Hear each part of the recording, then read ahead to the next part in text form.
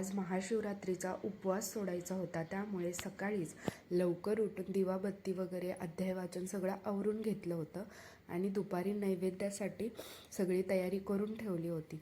आणि श्रीवला सोडून आल्यानंतर मग मी नैवेद्य वगैरे दाखवून घेतला.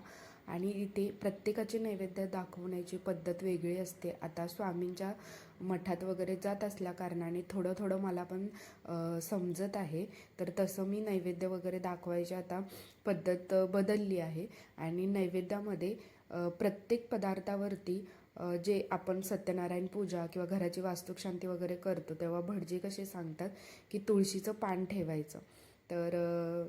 तर मी ते पण करते. आणि मग दुपारी सगळं आवरल्यानंतर जेवण खाऊन हा अभ्यास करत होता.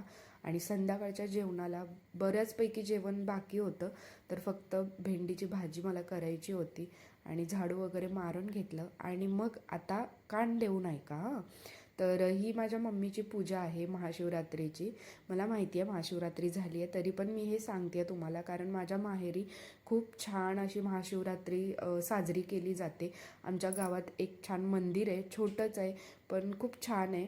आणि महादेवांचं, आम्ही शाळेला होतो, आमची शाळा तिथे समोर आहे, तर आम्ही रोज मंदिरात सोमवारचं किंवा रोज पाया पडायला जायचो. तर काडसिद्धेश्वर भजनी मंडळ म्हणून एक मंडळ आहे, तर ते लोक खूप छान पुढाकार घेऊन हे आपलं महाशिवरात्री साजरी करतात. तर त्यावेळेस मंदिर वगैरे धुवून काढलं जातं, सगळी स्वच्छता केली जाते, सकाळी सकाळी अभिषेक घातला जातो. आणि अभिषेक घालायसाठी कुठल्या पण एका जोडप्याला वगैरे त्यांनी बसवतात.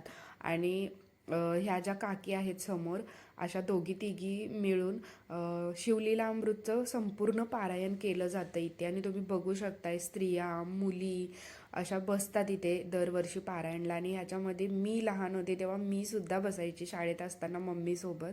आणि माझ्या बऱ्याच मैत्रिणी आहेत त्यासुद्धा बसायच्या इथे पारायणला. आणि मी मम्मीला नेहमी म्हणायची काय पण होऊ दे, पण माझं लग्न झालं ना मी पारायण करायसाठी येणार. पण लग्न झाल्यानंतर मला एकदाही पारायणला बसायला भेटलं नाही. ती खंत आहेच मनात, पण शेवटी जबाबदाऱ्या बदलतात, सगळं आपलं आयुष्य बदलतं, त्यामुळे ठीक आहे हे चालतच राहणार. पण माझी मम्मी दरवर्षी बसते, तिची तब्येत आता ठीक नसते त्यामुळे मागच्या वर्षी बसली नव्हती, पण यावर्षी ती बसली होती.